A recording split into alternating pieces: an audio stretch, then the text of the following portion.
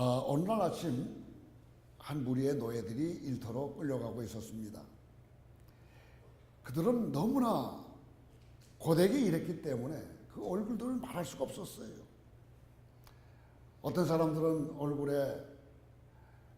얼굴을 땅에 묻고 터덜터덜 걸어가는 사람이 있고, 또 어떤 사람들은 지쳐 어떻게 자기 몸 하나 거닐 수 없는 그런 노예들도 있고, 심지어 어떤 또 노예들은 매를 맞아서 피투성이가 된 자들도 있었습니다. 그들의 비참하고 절망적인 상태, 이것은 말로 다 표현을 할 수가 없었습니다.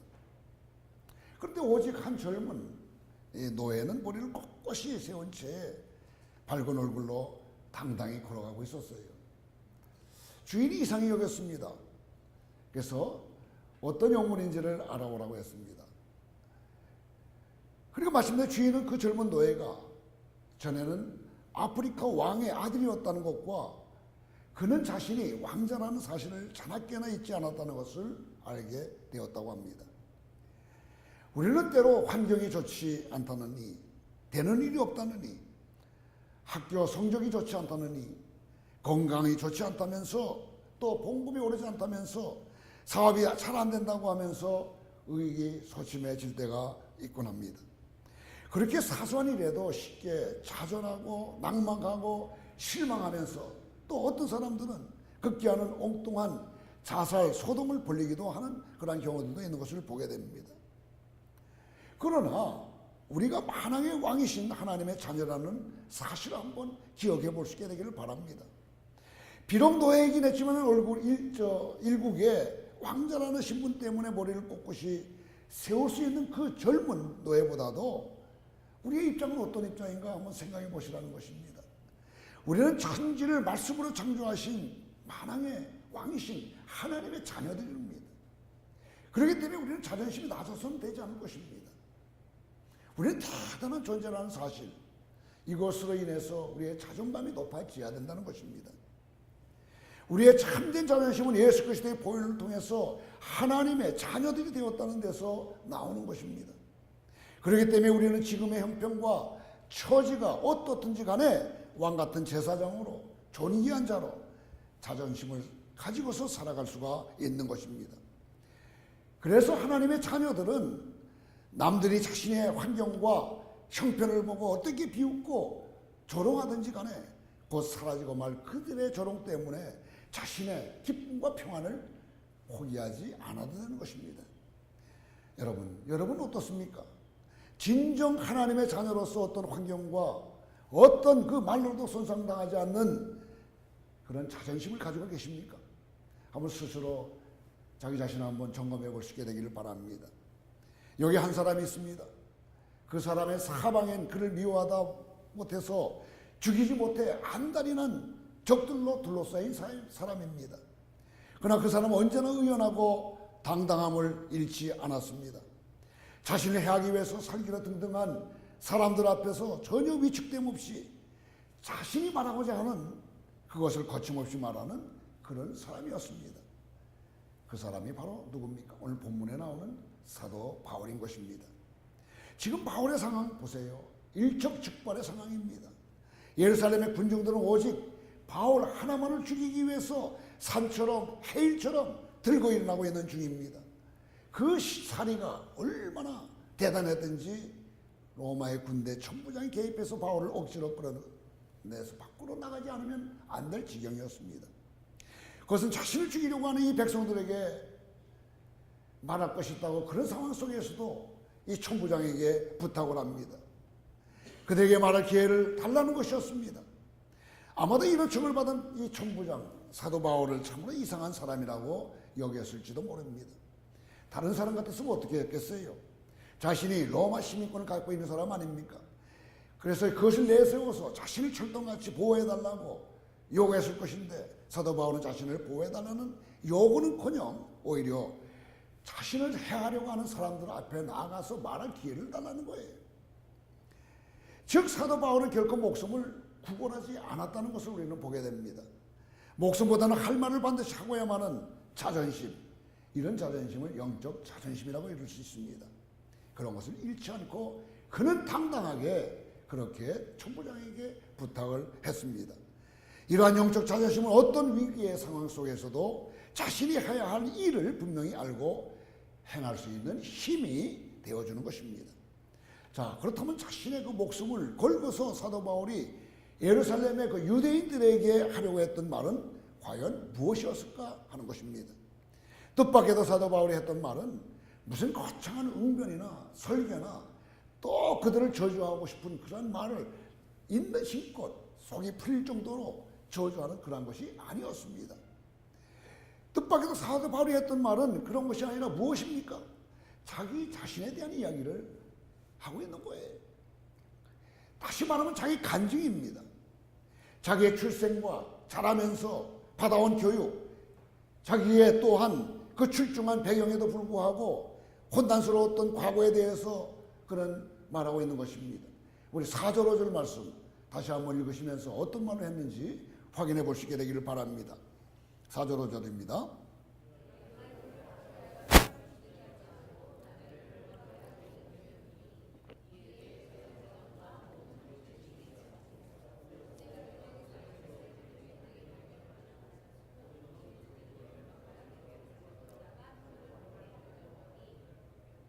오늘날 나사렛 예수를 만난 것과 그로 인해서 자신의 삶에 나타난 변화 이후 계속되는 주님과의 동행과 또 하나님의 음성, 이것에 대해서 말을 했던 것입니다. 이러한 사도 바울의 이야기는 우리의 고개를 갸우뚱하기에 충분해 보입니다. 자신을 죽이지 못해 안달이 난 사람들을 향해서 고작 하고자 했던 말이 자기 간증이에요. 신앙 간증이었습니다. 다른 사람 같으면 그런 그 영적 자존심을 가지고 좀 더 파워풀한 어떤 설교와 선포를 했을 텐데 그는 그렇게 하진 않았습니다. 이와 같은 바울의 의정을 깨뜨려 보기 위해서는 우리는 한 가지 알고 넘어가야 할 것이 있습니다. 그것은 사람은 결코 말로는 바로 변화를 받을 수가 없다는 것입니다. 사람을 변화시킬 수 있는 것, 오직 관계를 통해서만 가능하고 또 완전한 변화는 예수 그리스도 아니면 되지 않는다는 것입니다. 사도 바울은 그것을 누구보다도 잘 알고 있던 사람이에요. 사도 바울 자신이 예수님에 대해서 180도 바뀌었고 수많은 선교지에서 선교를 하면서 그 누구보다도 이 사실을 정확히 깨달을 수 있었을 것입니다. 그래서 사도 바울의 말 첫마디가 무엇으로부터 시작되는지 보시면 알 수가 있습니다. 이것은 우리에게 아주 중요한 의미로 다가오는 것입니다. 1절 말씀 같이 읽습니다. 22장 1절 말씀입니다. 부용들아, 내가 지금 여러분 앞에서 변명하는 말을 들으라. 사도 바울은 성난 군중들 앞에서 뭐라고 이야기를 합니까? 부용들아 하고 호칭을 하면서 부릅니다. 사도 바울은 이 부용들, 즉 아버지와 형제들아 라고 이제 성난 군중을 향해 부름으로써 그들과 자신은 사실은 한 가족의 관계 속에 있다는 것을 강조하고 있는 것입니다. 여러분, 호칭은 참으로 중요해요. 자신을 어떻게 불러주는가에 따라서 상대방의 마음을 충분히 움직일 수 있기 때문인 것입니다. 말 한마디에 천냥빚을 갚는다는 말 있지 않습니까? 근데 그보다 더 중요한 것은 이 호칭의 문제입니다. 시애틀 타코마에 가게 되면은 새생명교회라고 있습니다. 한 3천여 명이 모여요. 거기 미군 부대가 있기 때문에 국제 결혼하신 분들이 꽤 많습니다. 그래서 여자의 남편 되는 미국 사람들이 한 400명이 또 모이기도 해요. 같은 울타리 내에서 예배를 드립니다. 근데 그 목사님이 참 아주 그 목회를 잘하시는 것은 무엇이냐면은, 여러분 국제 결혼하신 분들 거기서 이제 보시게 되면은 참 여러 가지 이제 상황이 다 다르기 때문에 굉장히 많은 그 어려움이 있습니다. 그럼에도 불구하고 잘 이끌어 가세요. 그런데 특히 이분은 어떻게 하시냐면은 자기보다 나이가 많은 여자분들은 무조건 누님이세요. 그리고 자기보다 나이가 젊으신 분들은 다 동생같이 대하면서 자기를 오빠로 불러달라고 그렇게 이야기를 합니다. 어느 날 이제 권사들 모임이 있었어요. 또 권사들 모임도 숫자가 많다 보니까 나이대로 이렇게 모이고 있습니다. 나이 많은 권사들이 모이는 곳, 거기는 목사님이 잘 가시지 않았던 것 같아요. 왜 그러냐 할 것 같으면 뭐 거기 가기 뭐 그렇게 쉬운 일이 아니지 않겠습니까? 하는 모임이 있기 때문에 딴 데는 자주 가지만은 거기 못 가는 것 같아요. 그랬더니 거기 모였던 권사님들이 화를 내는 것입니다. 그 이야기를 들으셨어요. 그래서 그 모임 속에 이제 가셔서 하신 말씀이 있습니다. 처음 이제 들어가자마자 누님들 안녕하셨어요 하고 첫 인사가 그렇게 이제 시작됐습니다. 그랬더니 그 소리를 들었던 거기 있던 권사님들 늘상 들어왔지만은 또 자기들을 향해서 그렇게 이야기하는 것에 너무나 이 마음에 감동을 받은 것 같아요. 그래서 분위기가 확 달라졌다는 그런 이야기가 있는 것입니다. 여러분, 이 호칭이라는 건 참 중요해요. 이 부부간의 갈등도 이 호칭으로부터 시작되지 않습니까? 어떤 그 가정에는 그러잖아요. 아내가 나를 부를 때 말이지. 나이도 어린 사람이 이름을 부른다고. 그러니까 기분 나쁘다고. 그런 가정도 있습니다. 그래서 싸움을 해요. 그래서 끝나면 되겠지만은, 우리 와이프를 좀 혼내주겠다고. 그러면서 이제 벼르게 된다면은 그 가정이 어떻게 되겠습니까? 여러분, 호칭 잘 사용할 수 있게 되길 바랍니다. 그래서 미국의 그 남자들이 아내한테 부르는 그 호칭은 참 좋은 것 같아요. 뭐, 달링, 그러잖아요. 하니, 그러고 말이죠. 우리가 그렇게 부를 수는 없겠지만, 우리가 그 부부 사이에 꿀이 어떻게 이야기할 수 있겠어요? 하니, 꿀. 말이 안 되는 거 아니겠어요? 우리 나름대로 자기야, 이렇게 그러시죠. 근데, 야! 그러면 어떻게 되겠습니까? 이 호칭 참 우리가 잘 부를 수 있게 되기를 바랍니다.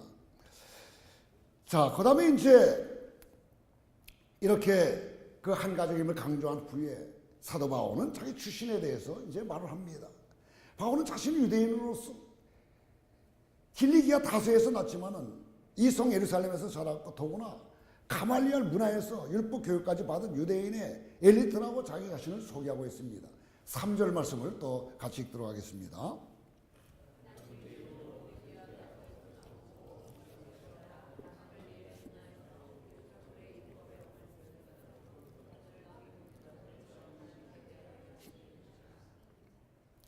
자, 부영들아 그렇게 친밀한 그 호칭을 부른 다음에 자기의 그 성분을 이야기하는 거예요. 여러분, 그 당시에 이 가말리알 문화에서 수학을 했다는 것은 대단히 큰 영광이고 모든 사람들이 부러워하는 것입니다. 명문 어떤 대학같이 이렇게 생각하는 그러한 그 학교라고 볼 수가 있어요. 어떻게 할 수 있냐면 이 가말리아라는 분이 랍비라 그래, 선생이라고 하지 않습니까? 근데 랍비보다 더 존경스러운 단어가 있어요. 그걸 라반이라고 합니다. 근데 그때까지 그 라반이라는 호칭을 받았던 사람이 6사람밖에 안 된다는 거예요. 그 중에 한 사람이 가말리알이라는 사람입니다. 그러니까 얼마나 이 사람이 훌륭한 사람인가 하는 것을 우리는 잘 알 수가 있습니다. 그 가문 밑에서 훈련을 받았다는 거예요. 또 그리고 생각해 보세요. 출신도 자기는 유대인이라고 이야기했죠. 그러니까 학벌도 명문대요. 또 같은 너희들과 같은 유대인이요. 그러니 얼마나 상대방이 듣기에 다시 한번 생각해 볼 그런 마음이 생기지 않았겠어요? 여러분, 같은 고향 사람이라는 말만 들어도 여러분 기쁘지 않습니까? 지난주인가 어떤 분이 오셨는데 고향 이야기가 나왔어요. 그랬더니 어떤 성도님이 자기 고향이라고 그러면서 식사는 같이 한번 하자고. 처음 만나는 사람이에요. 처음 만난 사람하고 식사하자는 소리가 거침없이 나올 수 있는 것은 이런 뭡니까? 동양 사람이라는 그 같은 어떤 공통점이 있기 때문에 그런 거 아니겠어요? 어떻든 간에 이런 것은 굉장히 우리의 마음을 이렇게 넓게 열어주는 그러한 영향을 갖고 있다는 것을 보게 됩니다. 게다가 이제 학벌 또한 누구나 부러워할 만큼 대단하면서도 그 누구도 그 사람을 만만하게 보지 못하는 그러한 출신이라는 것입니다. 일순간 사도 바울을 둘러싸고 있던 사람들은 무언가 다른 시선으로 사도 바울을 보려는 움직임이 있었으리라고 생각이 됩니다. 그래서 사도 바울의 말을 끝까지 한번 드러나보자 하는 의견이 대다수 무리들의 의정이었을 것입니다. 그래서 계속해서 듣고 있는 거예요. 덕분에 사도 바울은 자신이 진짜로 하고 싶었던 말을 할 수 있게 되었습니다. 즉 자신의 출신, 배경과 학벌 등 지극히 신변잡기적인 이야기를 통해서 자신이 진짜로 하고 싶었던 복음 전하는 일을 끝까지 할 수 있게 되었던 것입니다. 우리는 여기서 성령님이 주시는 지혜가 극한 상황 속에 있었던 바울에게 있었음을 깨닫게 됩니다. 성령님은 사도 바울이 그 자리에 성난 군중들에게 복음을 선포할 수 있도록 지혜를 주셨고 능력을 주셨던 것입니다. 그래서 바울은 성난 군중과의 가족관계에 있다는 부용들아 이렇게 호칭으로부터 시작해서 개인적인 출신 배경 또 학벌을 이야기했던 것이죠. 그러나 그렇게 해서 유대의 주의에 심취해 있던 그런 자신이 마침내 예수 그리스도를 만나게 된 자세한 사건과 그 예수 그리스도께서 자신의 이방인을 위한 선기선으로 보내셨다는 그런 그 이야기의 대목에 이르자 잠잠히 듣고 있던 군중들 다시 술렁이기 시작했습니다. 우리 21절, 22절을 같이 읽도록 하겠습니다.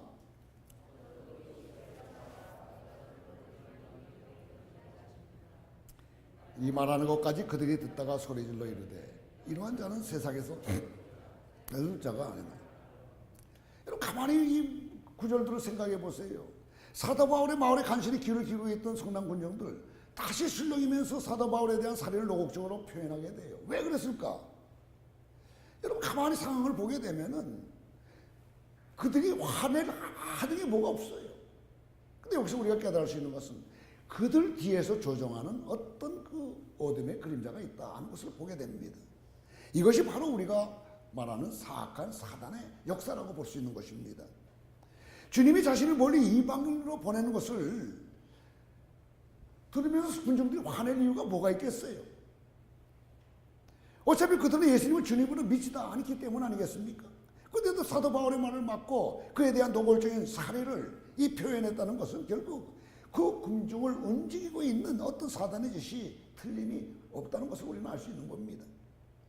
물론 사도 바울도 그들 뒤에 사악한 영이 도사리고 있다는 것을 잘 알고 있었을 것입니다. 수많은 사역지에서 복음을 전했던 바울이만 누구보다도 영적인 전쟁에 대해서 너무나 잘 알고 있었기 때문에 사도 바울은 그 모든 상황을 알면서 대처를 한 것입니다. 자, 그럼에도 불구하고 사도 바울은 하나님의 자녀로서의 그 영적인 자존심을 가지고 하나님이 부여해 주신 그 사명을 끝까지 지키기 위해서 성난 군중들을 향해서 그들 뒤에 있는 사탄을 향해서 영적인 전쟁을 치르고 있었던 것입니다. 성령님이 주신 지혜로 또 자신의 신변잡기적인 이야기로부터 출발해서 자신을 부르시고 사명을 주신 예수 그리스도를 증거했던 것입니다. 즉 사도 바울이 했던 개인적인 간증은 비록 개인의 히스토리이긴 하지만은 이것은 하나님의 히스토리라고 볼 수가 있습니다. 여러분 우리가 간증하는 것도 내가 간증하는 것 같지만은 그 간증은 바로 하나님의 간증이라는 것을 우리는 알아야 되는 것입니다. 하나님의 역사는 결코 개인과 별개의 것이 아니기 때문에 그렇습니다. 하나님의 우리 각개인을 향한 사랑으로 천지 창조의 사건, 십자가의 그 사건이 일어났기 때문인 것입니다. 그러므로 각자 개인의 신앙 간증은 개인적인 신앙 역사임에 동시에 하나님의 역사라고 볼 수가 있다는 것입니다. 일대의 성경 공부를 받아보신 분들은 다 아시겠지만은 전도 부분에 가게 되면은 전도 중에 제일 좋은 전도 다름 아닌 내 삶을 간증하는 것이라고 나와 있지 않습니까? 간증할 때 모범 샘플로 사용하는 것이 오늘 본문 말씀이에요. 예수님을 믿기 전에 나의 삶은 어떠했는가? 어떤 동기로 예수님을 만나게 되었는가? 예수님을 만난 후에 나의 삶은 지금 어떻게 변화되어서 지금 이러한 사역을 감당하고 있는가? 이것을 계속해서 간증하는 것 아니겠어요? 누구에게나 다 이런 간증이 있습니다. 여러분 이 자리에 앉아 계시는 그 자체 예수님을 믿기 때문 아니겠어요?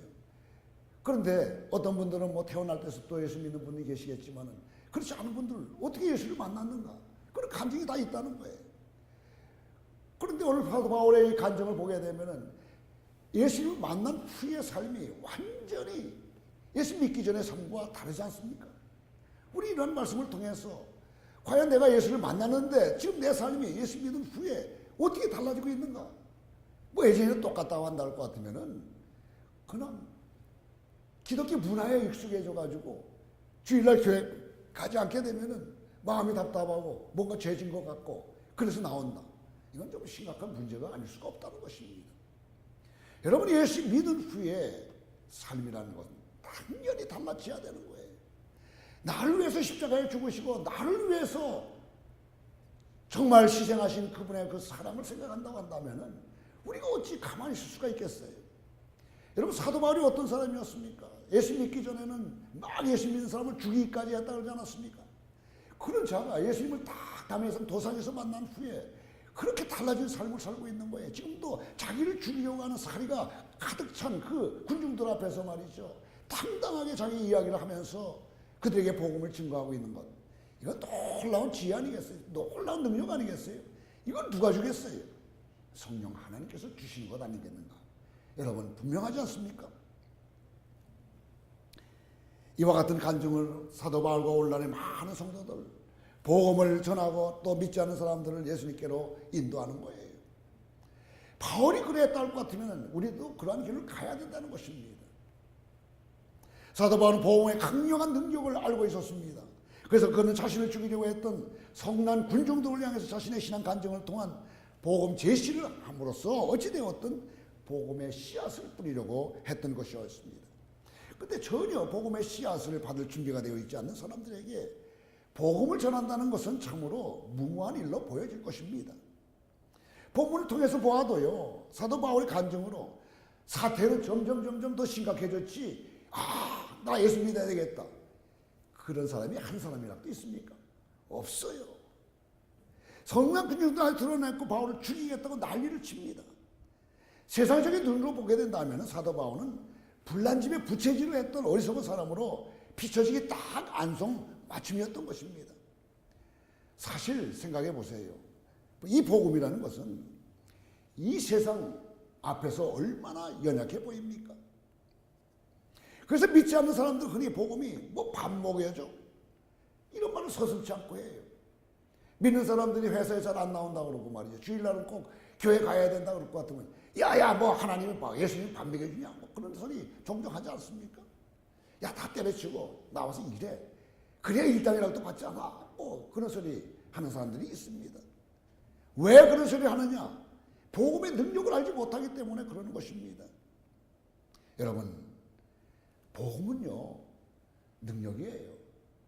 이 복음같이 능력 있는 것은 없습니다. 처음에도 아까 말씀드렸지만 사람을 변화시킬 수 있는 것, 물론 관계 속에서 변화가 될 수 있어요. 그러나 완전한 어떤 변화에 이르기 위해서는 복음, 이거 이외에 다른 것은 없습니다. 그래서 로마서 1장 16절에서 뭐라고 이야기하는지 한번 보세요. 같이 천천히 읽으시면서 복음의 능력이 얼마나 대단한가를 여러분들 확인할 수 있게 되기를 바랍니다. 같이 읽습니다. 시작.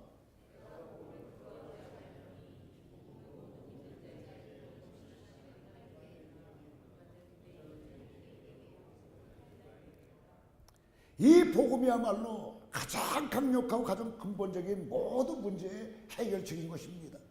지금 당장에는 효과가 없는 것 같이 보이지만은 그것의 파급 효과는 영원히까지 닿기 때문인 것입니다. 그 무엇보다 강력하고 근본적인 해결을 주는 것 다름아닌 복음이라는 것 꼭 기억할 수 있게 되기를 바랍니다. 왜냐하면 복음만이 이 세상의 근원적인 문제인 죄악의 문제를 해결할 수 있기 때문인 것입니다.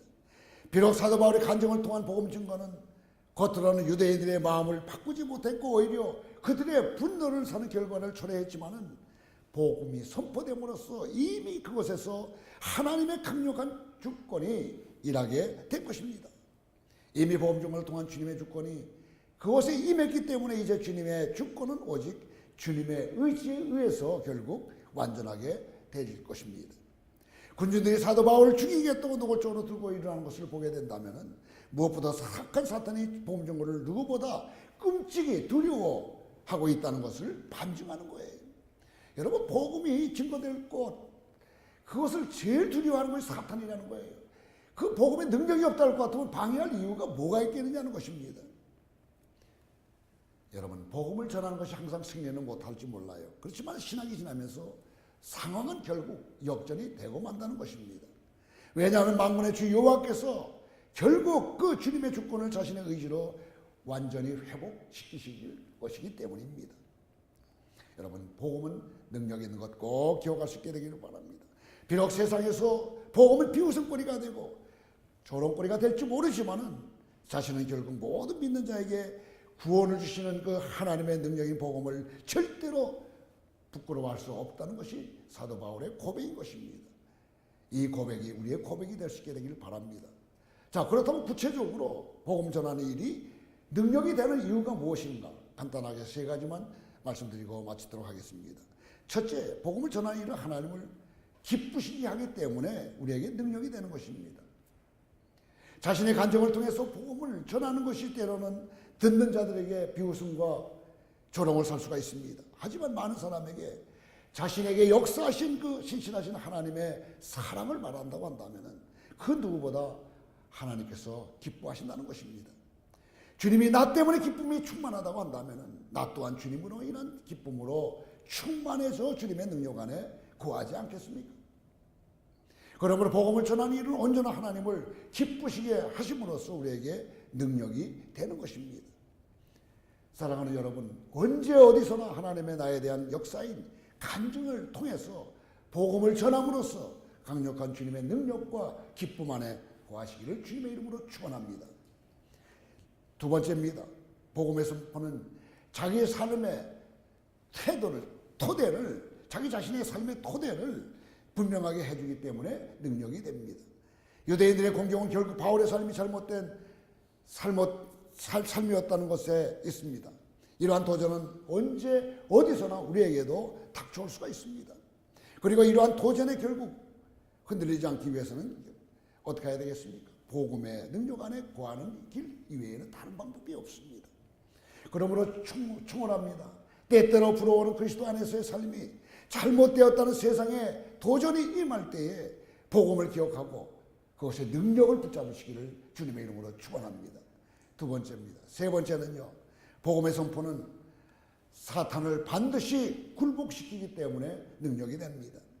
사도 바울은 자신을 죽이려고 덤벼들었던 성난 군중 앞에서 도망치지 않고 자신의 간증을 통해서 복음을 선포했습니다. 이것은 사탄에게 져먹으면서 정면으로 맞서서 싸우는 것입니다. 비록 사도 바울의 복음 선포는 사탄에 의해서 중단이 되었습니다. 오늘 말씀을 보게 되면은 말을 못하기 때문에 더 이상 진전되지 않고 있지 않습니까? 그렇지만은 사도 바울이 수천 년이 흐르면서 결국 복음의 메시지는 예루살렘을 넘어서 온 세상에 퍼지게 되지 않았느냐는 겁니다. 그리고 우리에게까지 복음이 임하게 되지 않았습니까? 이 얼마나 놀라운 능력입니다. 여러분, 복음의 능력을 생각한다면은 뭐 말할 것이 엄청나게 많이 있습니다.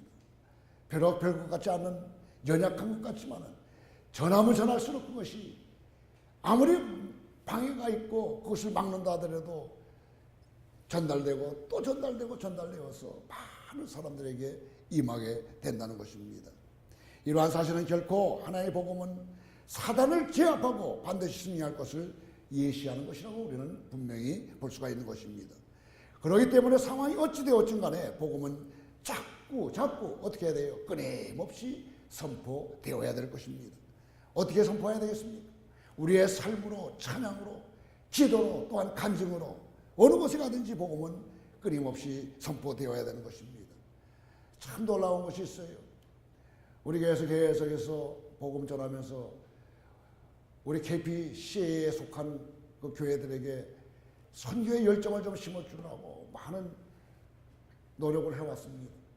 그러나 그것이 열매가 없는 것 같았는데 재작년서부터 조금씩 싹이 트기 시작했어요. 다 마음에는 간직하고 있었어요. 그러나 용기가 없어서 못 갖드렸는데 몇 번에 걸쳐서 같이 이제 동행하는 가운데 이 목사님이 마음을 바꿨습니다. 그래서 한 교회가 코스타리카 뭐 또 엘살바도르 이렇게 나가고 있는 것을 보게 됩니다. 특히 또 감사한 것은 레이클랜드에 있는 그 교회에서 우리 온두라스 갈 때마다 학생들 몇 명씩 참석하곤 했어요. 작년에 한 명, 재작년에 한 명, 그리고 몇 해 전에 또 몇 명이 이렇게 가드렸는데 금명에는 6명이 가겠다고 지금 등록을 했다는 것입니다. 왜 그러냐 그랬어요. 갔다 온 사람들이 변화가 된다는 거예요. 선교지에 갔다 온 그 아이들이 변화되고 그곳에서 복음 선포하기 위해서 선교에 간다는 것 같아요. 무조건 인정하고 갈 사람 다 보낸다는 거예요. 여러분, 이건 사람이 하는 것이겠습니까? 하나님의 역사하시는 것입니다. 복음 선포를 하나님이 기뻐하시기 때문인 것이에요. 아까도 말씀드렸지만은 믿기 전에 내 삶이 어떠했든 간에 예수를 만난 후에 만났으면은 변화된 삶을 살아야 돼요. 변화된 삶 중에서 가장 하나님 기뻐하시는 게 뭐라고요? 복음 선포에 있다는 것입니다. 여러분, 어떤 분들은 뭐 한 번 갔으니까 됐다 그러고 금년에는 안 가, 내년에 가죠. 그런 분들도 계세요. 그러나 그것이 복음 선포가 아니에요. 때를 어떤지 못 어떤지 우리는 복음을 선포해야 될 책임이 있는 것입니다. 여러분, 우리 모두는 가든지 보내든지 해야 돼요. 갈 수 없으면 보내세요. 보낼 수 없으면 자기가 가든가요. 이 둘 중에 하나를 꼭 선택해서 모두가 다 움직일 수 있게 되기를 바랍니다. 여러분의 복음의 소리를 듣기를 원하는 많은 사람들이 지금 기다리고 있다는 사실을 꼭 기억할 수 있게 되기를 바랍니다. 그리고 또 복음을 전할 때에 참 형편이 안 될 수도 있어요. 그래서 내가 너무 갈 수가 없습니다. 그런 분들도 계세요. 그러나 우리 오늘 사도 바울을 보세요. 그 상황이 복음 선포할 수 있는 그러한 자리입니까? 자기 생명이 어떻게 될지도 모르는 그 열악한 그런 상황 아니겠어요? 그렇기 때문에 우리가 복음 선포라는 것을 하나 배울 수 있는 것은요, 우리의 삶이 어떠하든지 간에 재정적으로 능력이 있든 없든지 간에 그때가 바로 복음 선포하는 아주 적기라는 거예요. 왜 그런지 아세요? 내가 여유 있을 때 하게 되면 내가 하는 거예요. 그러나 여유가 없고 어려운 상황 속에서 하는 것은 하나님이 그렇게 하시도록 만드는 것 아니겠어요? 그러니까 우리의 필요를 하나님 채워주시겠어요? 안 채워주시겠어요? 이건 참으로 뭐 세상적인 눈으로 볼 때는 아이러니하는 것 좀 같이 보일 수 있어요. 그러나 이것이 하나님의 법입니다. 하나님은 내가 한다는 것을 우리를 통해서 보여주시고 싶어 하신다는 것입니다. 여러분, 힘들어요? 어려워요? 이럴 때 더욱더욱 주님께 순종하고 나아가는 것입니다. 복음 선포의 능력이 바로 거기에 있는 거예요. 그럴 때 오늘 말씀처럼 그러한 세 가지의 축복이 따르지 않습니까? 여러분, 지혜를 주시고 능력을 주신 분은 우리 하나님이신 것을 우리가 언제나 믿으시길 바랍니다. 내가 잘나서 지금 내가 된 것이 아닙니다. 이 모든 나의 나 된 것은 다 하나님이 나를 타치하셨고 나를 이끄셨기 때문에 그렇다는 사실을 기억하시면서 진정으로 여러분들이 예수를 믿고 구원받음을 확신한다고 한다면은 이 말씀에 순종하시길 바랍니다. 복음 선포에 앞장설 수 있어야 된다는 것입니다. 이것이 오늘 22장을 통해서 우리에게 말씀하시는 하나님의 귀한 메시지입니다. 이걸 잘 받으시고 이 땅 가운데서 승리할 수 있게 되기를 바랍니다. 이제 말씀을 맺겠습니다. 복음 전하기 가장 안 좋을 때가 복음을 전하기에 가장 좋은 때인 것을 다시 한번 기억하시길 바랍니다. 왜냐하면 그때야말로 내 힘과 능력이 아닌 오직 하나님의 힘과 능력과 지혜로 복음을 전할 수 있기 때문인 것입니다. 바로 그때 성령님께서는 바울에게 그러셨던 것처럼 우리에게도 복음을 전할 수 있도록 지혜와 능력과 모든 필요를 채워주실 것입니다. 때를 어떤지 못 어떤지 복음을 전하십시오. 복음의 능력에 사로잡혀 주님과 함께 천국 시민권 자답게 승리하시면서 살아갈 수 있게 되기를 주님의 이름으로 축원합니다. 기도하겠습니다. 우리의 왕이 되신 아버지 하나님, 찬송과 영광을 돌려드립니다. 오직 주님의 복음에 사로잡힌 자들이 되도록 오늘도 우리에게 성령을 충만히 부어 주시옵소서.